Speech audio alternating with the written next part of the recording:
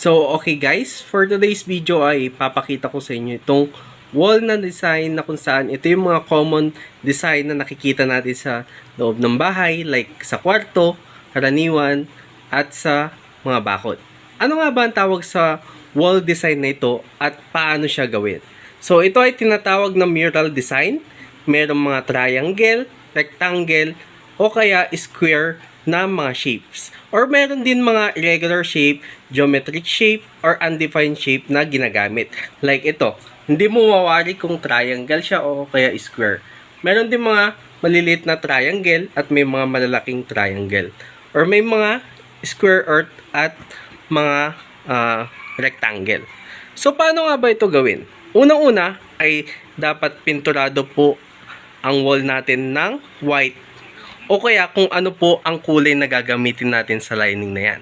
So kung puti ang gagamitin natin sa mga lines, ay dapat pinturado po ng buo ang ating wall ng kulay puti.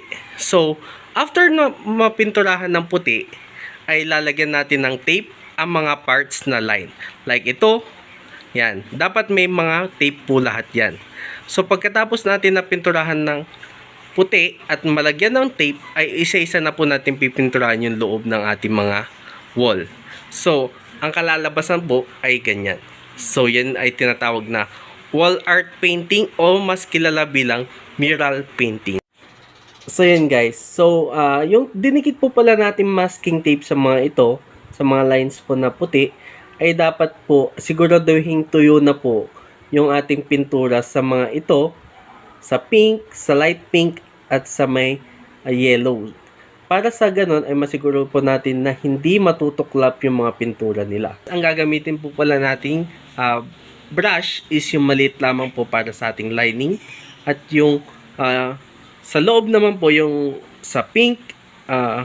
And then dito is yung normal na size ng brush. Para hindi po tayo ganun mahirapan magpintura. Then sa tape naman po, ang gagamitin po natin is masking tape. So, yun lamang po. At laging tandaan na lamang ang may alam.